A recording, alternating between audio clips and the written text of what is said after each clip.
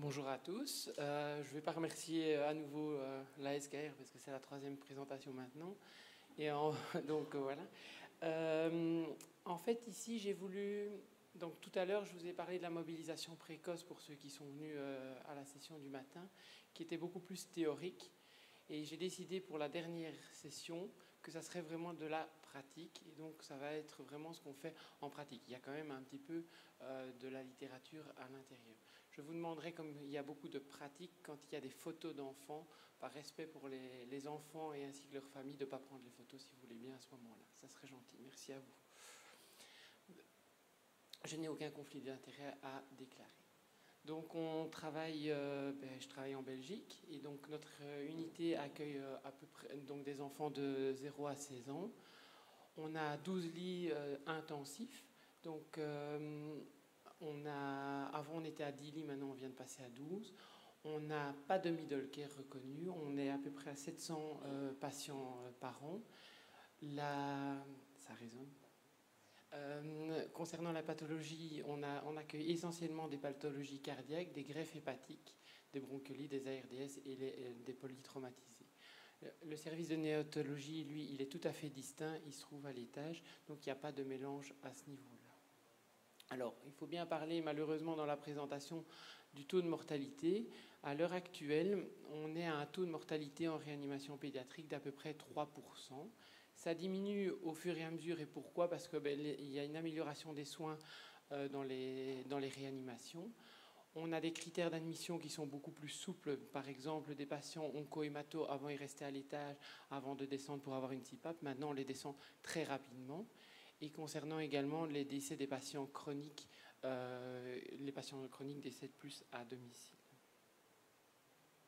Alors voici un petit peu l'évolution du taux de mortalité sur on va dire les 20 dernières années chez nous. On était à peu près sur du 10-15% dans les années 90. À l'heure actuelle, on descend en dessous des 3%, on rejoint la littérature.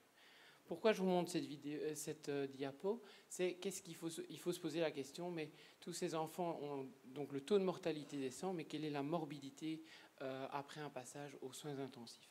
Alors il y a une très belle étude qui a été sortie en 2006 par rapport à cette échelle, en fait, qui évalue les sens des enfants, donc tout ce qui est vision, audition, le 1 étant la normalité et 4, pardon, je vais juste faire marche arrière, voilà. Et le 4 qui montre vraiment des enfants qui ont une cécité. Ce qui va nous intéresser en kiné, ça sera tout ce qui est mobilité, donc 1 à la normalité et 5, l'enfant est incapable d'utiliser ses membres supérieurs et inférieurs. Également tout ce qui est émotion, stress. Tenez bien le chiffre 2 ici pour la suite. Il y a des enfants qui restent anxieux. Concernant également tout ce qui est cognition, l'apprentissage, la normalité ou être incapable d'apprendre. Tout ce qui est soins corporels, la même chose. Et concernant la douleur également. Voici un peu les résultats qui sont sortis dans cette étude. Sur 1500 questionnaires, qu'est-ce qu'on peut voir au niveau de la cognition? On a 70% de normalité, donc des enfants qui sortent sans handicap. De même pour la mobilité. Concernant les sens, donc la vue et l'audition, malgré qu'ils soient appareillés, il y a quand même 30% des enfants qui gardent un handicap. Concernant les émotions, le stress, on peut voir ce sont des enfants qui restent anxieux après un passage aux soins intensifs. Et j'ai oublié de dire que c'était après 6 mois. Concernant la douleur également, il y a une grande proportion d'enfants qui restent douloureux. Concernant les soins corporels, c'est le tout ou rien. L'enfant est soit tout à fait autonome, soit indépendant d'une tierce personne. Alors, mon exposé maintenant va se diviser en 3 parties. 1, la mobilisation précoce que je vous ai déjà parlé tout à l'heure, mais sous forme pratique maintenant. Le torticolis et les troubles de déglutition qu'on rencontre en réanimation. Alors, on a publié en 2016 des recommandations pratiques de mobilisation précoce, et c'est cela que je vais revoir avec vous. Concernant ici, il faut distinguer la mobilisation du nourrisson de la mobilisation de l'enfant. Celle du nourrisson est différente de celle de l'adulte, et je vais vous montrer par la suite que ça se fait sous forme de pédalage, de flexion des chevilles, des mouvements de circonduction des épaules, mais il faut prendre aussi en charge le torticolis postural. Également les postures, on va voir des relax, des sièges moulés, du travail de l'équilibre, travail de la marche si possible, et table de verticalisation. Concernant la mobilisation de l'enfant, elle est semblable à celle de l'adulte, mais on va voir un petit peu ici sur le cycloergomètre et l'utilisation de la Wii.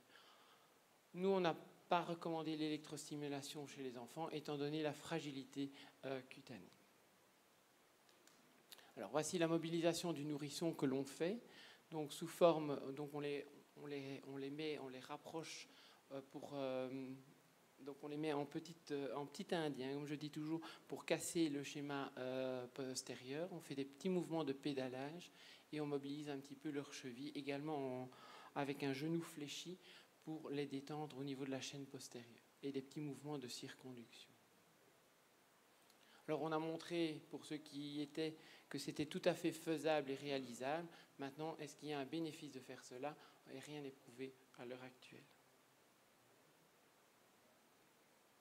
Alors les images suivantes sont un peu plus difficiles à voir, mais ça c'était un enfant. Donc ça c'est la mobilisation d'un enfant qui a été brûlé. Et là on passait beaucoup de temps à l'étirer, le mobiliser, et on passait à peu près 3/4 d'heure par jour à le mobiliser, si pas plus. Attention, la diapo suivante est aussi impressionnante concernant ses membres inférieurs. On peut voir également un flexion de genou assez important, et également au niveau des pieds. Concernant la mobilisation aussi précoce des pieds, vous pouvez voir là, on avait sorti ici un enfant où on était sur la table de verticalisation, où on mobilisait ses petits pieds. Concernant les postures des pieds, pour ma part, j'évite d'utiliser les bottes parce que ça a tendance, moi j'ai l'impression en tout cas, d'avoir plus d'escarres en tout cas chez les enfants, et donc on utilise des alaises qu'on place, des housses qu'on place convenablement pour éviter que les pieds ne partent en équin. Alors la position assise, vous pouvez voir sur l'image de gauche ici un enfant qui était trachéotomisé, qu'on faisait également marcher. Ici, alors, ce n'était pas pour être en photo, loin de là, mais c'était surtout pour vous montrer qu'il est possible des patients intubés de les mettre au fauteuil dans un siège moulé, et que c'est tout à fait faisable. Alors hier, c'était la politique de savoir quand il fallait faire ces mobilisations précoces, est-ce qu'il fallait les faire très tôt dans la journée ou un peu plus tardivement. Pour ma part, je l'ai fait plus tardivement quand mes kiné-respi ont eu lieu, et je prends le temps avec les infirmières de les mettre au fauteuil, et ce avec un environnement qui est sécurisé. Alors le même enfant qui a été brûlé, vous pouvez voir au départ, on le met au fauteuil, il n'est pas intéressé du tout par ces jeux. Par la suite, il commence à jouer avec ses petites voitures. Le même enfant qui avait un siège moulé mais sans appui-tête, on peut voir qu'au départ, il se recrispe totalement, il n'est pas sûr du tout, et puis par la suite, il joue avec ses jeux, avec un jeu de bulles. Alors ça, c'est une dernière patiente qu'on a eue il n'y a pas longtemps. Je n'ai pas eu l'occasion de la photographier quand elle était intubée, mais maintenant, en fait, là, elle était en CPAP, c'était une enfant qui était neuromusculaire avec une scoliose qui comprimait son lobe inférieur droit, et donc elle a été mise sous traction pour essayer de décomprimer cette bronche souche qui était comprimée. Et en même temps, on faisait, je me suis trompé de bouton, on faisait également du cycloergomètre avec cette patiente. Là, pour la lever, il faut savoir qu'on était 3 ou 4, surtout quand il y avait la sonde d'intubation. On peut également sortir dans le couloir, on peut faire du travail de la station debout. Alors là, on prend les parents et on a également les étudiants qui nous aident à ce niveau-là. Table de verticalisation, ça c'est des photos qui datent un tout petit peu. Vous pouvez voir ici, donc ça c'était un nourrisson qui avait 15 mois à l'époque, qu'on a verticalisé avec la table adulte qui n'était pas manuelle, qui était manuelle et pas électrique à l'époque. Ici c'était une enfant qui était tétraplégique, qu'on mobilisait également en la mettant sur la table de verticalisation. Alors, j'ai tendance à mettre mes patients avec une rotation externe de hanche pour stabiliser la cheville, parce que sinon, c'est des enfants qui partent avec leur cheville un peu en varicéquin, et donc c'est comme ça qu'on aurait quand même des entorses. Table de verticalisation encore. Ici, c'est pour vous montrer que malgré qu'il y ait plein de drains, plein de tuyaux, tout est faisable, à condition qu'on prenne le temps de le faire. On ne fait pas ça à 8h30 en plein rush, on fait ça vers 11h, 11h30 calmement. pour vous montrer notre nouvelle table de verticalisation qui est bien sûr électrique, qu'on va chercher chez les adultes à ce moment-là. Et donc, c'était une enfant qui était greffée. On peut également travailler la marge. Concernant la marche, on peut travailler quand on prend à ce moment-là un fauteuil avec des roulettes et on s'assied derrière l'enfant et on peut à ce moment-là jouer un peu avec nos genoux le rôle de stabilisateur et de relateur à ce niveau-là. On peut également marcher avec des enfants qui sont moins atteints. Travail de la marche, là vous me voyez un peu sérieux, il y a un de mes collègues réanimateurs qui a eu la bonne idée de me faire faire une marche avec un enfant qui avait un pacemaker et qui n'avait pas de rythme en dessous. Donc on se pose toujours la question, s'il y a une électrode qui se détache à ce niveau-là, qu'est-ce que ça va donner? Donc j'étais un peu là, je rigolais un petit peu moins ce jour-là. Concernant la Wii, là nous on ne l'utilise pas ou très peu. Donc il y a des jeux vidéo qui sont installés chez nous, mais ça ne s'est pas très utilisé. Alors ici, ça c'est une étude qui montre la faisabilité de la Wii chez des patients à peu près de 12 à 16 ans qui étaient neuromusculaires et ils mobilisaient leur membre supérieur 5 fois supérieur à la normalité, donc au reste de la journée. Donc il y avait un gain à ce niveau-là. Le cycloergomètre au lit, je vous ai montré qu'il y avait des études qui sortaient dessus. Nous, on n'a pas de cycloergomètre pédiatrique, et donc je vais chez mes copains adultes et je vais chercher à ce moment-là le cycloergomètre adulte que j'adapte en fonction de l'enfant. De même, au niveau du cycloergomètre pédiatrique, vous pouvez voir ici le petit loulou, c'était un adulte, donc c'est le cycloergomètre adulte. Il était un petit peu limite pour pouvoir le faire. Mais bon, on s'arrange toujours et ça, il y a toujours moyen d'y arriver. Alors, le positionnement, il vient y avoir on vient de parler du décubitus ventral. Alors, ça ne fait pas partie des recommandations de mobilisation précoce selon les recommandations des experts de la SRLF, mais c'est à promouvoir également. Alors ici, vous pouvez voir cet enfant qui a été mis en DV. Alors tout à l'heure, on a dit qu'il fallait mettre des coussins, et je rejoins tout à fait au niveau des hanches, au niveau également des épaules. Alors chez cet enfant, ça n'a pas été fait parce qu'en fait c'était une tumeur médiastinale et donc notre but c'était vraiment de dégager cette cage thoracique. Et vous pouvez voir, on avait été un peu voir dans la littérature, il y a 1 ou 2 papiers là-dessus, d'essayer de le verticaliser au maximum pour faire descendre la masse médiastinale. On peut faire également du coucher latéral chez nos patients. Donc la mobilisation précoce aux soins intensifs, elle doit être adaptée à l'âge et au développement neuromoteur de l'enfant. Et alors on se bat en Belgique parce qu'on retrouve encore des enfants dans des réanimations adultes, mais ça doit être fait dans un milieu pédiatrique avec des gens qui ont l'expertise de la réanimation pédiatrique. Et ça avait été également dit par les recommandations des experts en 2003. Venons-en maintenant au torticolis postural. Il y a un orateur qui en a parlé tout à l'heure déjà dans la session et qui disait qu'il fallait en faire attention aux soins intensifs. Et je le rejoins tout à fait là-dessus. Donc on rencontre beaucoup plus de torticolis postural en réanimation. Alors, si on lit la définition, ça se caractérise par une inclinaison droite du côté de la contracture et une rotation du côté contralatéral, une diminution de la rotation active du côté homolatéral à la lésion. Bref, vous n'avez peut-être pas tout suivi de ce que je viens de raconter. Faisons simple. Si vous avez un torticolis droit, ça veut dire que l'enfant aura une inclinaison droite et une rotation gauche.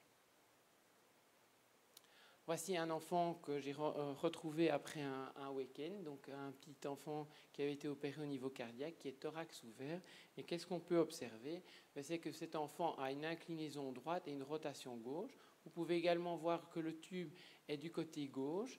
Et vous pouvez également, on peut voir ici que cet enfant déjà est en train d'installer tout doucement une scoliose à concavité droite.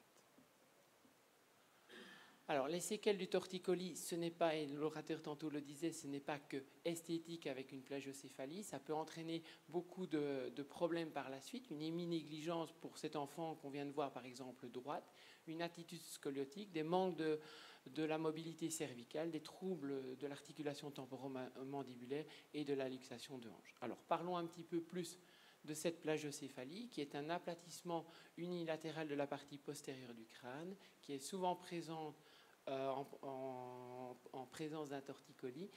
C'est la croissance qui diminue aux endroits continuellement en appui. C'est lié au fait que l'enfant n'arrive pas à dégager sa tête au niveau du plan du lit. Et tout cela date des années 90, où, avec les recommandations contre la mort subite, où les enfants dorment sur le dos. Alors vous avez cette plagiocéphalie ici, qui est une plagiocéphalie occipitale qui correspond vraiment au torticolis postural. Alors quand vous avez que ça commence des plagiocéphalies fronto-occipitales, j'en ai rencontré une ou deux dans ma carrière, c'est là il y a souvent une maladie métabolique cachée derrière ou des enfants qui ont une souffrance neurologique également. Donc là, il faut peut-être aller plus loin dans le diagnostic. Alors comment traiter un torticolis? Il faut faire des mobilisations passives, mais il faut surtout les étirer. Il faut aussi les stimuler du côté opposé à cette rotation. Il faut également stimuler les parents à se mettre du même côté que le torticolis, donc opposé à la rotation, mais aussi le circuit de ventilation. Je vais vous montrer ça après. Il faut aussi faire des préventions concernant la plagiocéphalie et on peut mettre également des petits cales au niveau de la tête, mais attention, concernant les petits cales, ça peut parfois accentuer le torticolis. Voici donc le même enfant, mais qu'est-ce que j'ai fait en premier lieu? C'est mettre le circuit de ventilation du côté opposé, me mettre du côté donc du torticolis, donc après ça je réalise un étirement avec une inclinaison gauche et une rotation droite. Alors après ça, il est positionné comme ceci, donc on pourrait à la rigueur aller un peu plus loin dans la rotation droite. En tout cas, le circuit est mis à droite. Et concernant les cales, alors là, c'est une installation qui avait été faite avec une infirmière, donc on avait laissé et c'était pas mal fait. Ce qui me dérange un petit peu, c'est quand même les essuies ici qui pourraient en fait accentuer le torticolis puisque l'enfant pourrait venir repousser contre. Voilà concernant le torticolis, donc il en fait partie, et aussi faire de l'éducation des parents en disant que les enfants ne doivent pas dormir dans leur maxicosie, parce que ça on rencontre beaucoup, donc des torticolis qui sont déjà présents avant la réanimation, dû à des enfants qui sont positionnés en permanence dans leur maxicosie. Concernant maintenant la déglutition, il faut distinguer deux types de déglutition. Il y a deux types de succion. Il y a la succion nutritive et la succion non nutritive. Alors, la succion non nutritive, c'est libérer des endorphines pour que l'enfant soit moins agité, soit plus calme, moins douloureux également. La succion, elle va s'arrêter vers 5 mois. Vous avez les premiers solides vers 4 à 5 mois. Avant, on parlait de 6 à 7 mois. Le développement de la déglutition de type adulte a lieu de 4 à 6 mois jusqu'à 36 mois. Et il ne faut surtout pas, en néonate, alimenter les enfants avant l'âge de 32 semaines, puisqu'il n'y a pas de coordination, succion, déglutition et respiration. Et la succion n'est pas toujours efficace. Alors, concernant les troubles de l'oralité aux soins intensifs pédiatriques, c'est très peu décrit dans la littérature. L'incidence est entre 40 et 70% en néonate et dans les maladies chroniques. Alors, il y a Isabelle Meunier qui a ici un peu repris les facteurs de risque d'avoir des troubles de l'oralité en réa. C'est l'hospitalisation prolongée, la pauvreté des stimulations orales, ce sont des enfants qui ne mangent pas par la bouche, mais aussi l'âge précoce de la mise en place de la nutrition artificielle, l'agression de la zone buccale, on en a déjà parlé ce matin, les aspirations, et éviter d'aspirer les enfants au niveau de la bouche si possible, évitons de mettre les sondes gastriques par la bouche également, et également la mise en place de la contention au niveau des nourrissons, donc au niveau des mains, puisqu'ils ne savent pas faire le main-bouche pour développer leur succion. Les difficultés que nous allons rencontrer, ça sera l'hypotonie globale. Donc souvent, quand on a des enfants qui ont des problèmes de déglutition, ils ont en même temps un problème moteur global, donc des hypotonies, des schémas d'hyperextension, des positions de la langue vers l'arrière, des mauvaises coordinations succion-déglutition, des laits qui coulent par la commissure des lèvres, une diminution de la force et de l'endurance, des difficultés respiratoires, et parfois ils refusent totalement de s'alimenter sur expérience négative due aux aspirations. Alors concernant les programmes de stimulation. Il y a les stimulations externes concernant avec les massages au niveau des joues, oreilles jusqu'à la commissure des lèvres, massage de la mandibule et des lèvres. En stimulation interne, on peut faire massage du bout de la langue jusqu'à déclencher la succion en étant à l'intérieur avec notre doigt, massage de l'intérieur des lèvres, des gencives, des joues et des sucettes. Alors les sucettes sont certainement à promouvoir aux soins intensifs pour développer cette sphère ORL chez l'enfant. Alors je vais passer parce que je vois que j'ai un peu de temps, il ne me reste plus beaucoup de temps. Alors ça c'est un beau papier qui a été fait en néonate, qui est déjà un peu plus âgé, qui a une quinzaine d'années, qui montre que la stimulation orale de 15 minutes une fois par jour pendant 10 jours et quand les CPAP étaient arrêtés, on avait un gain. Voilà. Alors prenons directement la dernière ligne. Ces enfants qui étaient stimulés ont gagné 7 jours dans la prise en charge des biberons des enfants et donc pour une prise en charge donc de biberons toutes les 3 heures. Donc ça c'est un gain au niveau pour les enfants. On gagnait également au niveau de la prise des biberons. Ils prenaient à peu près 80% de leurs biberons, ceux qui étaient stimulés, et ils allaient beaucoup plus vite que ceux qui ne l'étaient pas. Concernant les sucettes également, à ce niveau-là, il y a un bénéfice sur la longueur d'hospitalisation et sur la facilité de sevrer les enfants de la nutrition entérale par sonde. Et ils augmentent également le volume ingéré après stimulation orale. Alors, quel est le message à faire passer lors de cette présentation? C'est qu'il y a des enfants qui sortent avec des séquelles des soins intensifs, à peu près 30%. Le taux de mortalité diminue, on est à peu près à l'heure actuelle 3%. J'ai voulu vous faire passer un peu ce qu'on faisait dans la pratique avec quelques recommandations. Le torticolis est bien présent en soins intensifs, il faut le prendre en charge. Et les troubles de l'oralité également. Sur la pauvreté des stimulations orales et expériences négatives comme les aspirations, il faut promouvoir les stimulations orofaciales, je n'ai pas eu le temps d'en parler énormément, ainsi que les sucettes. Et on avait proposé, quand on avait écrit l'article, que la prise en charge du torticolis et les troubles de l'oralité devaient être pris en charge dans la mobilisation précoce. Je vous remercie beaucoup.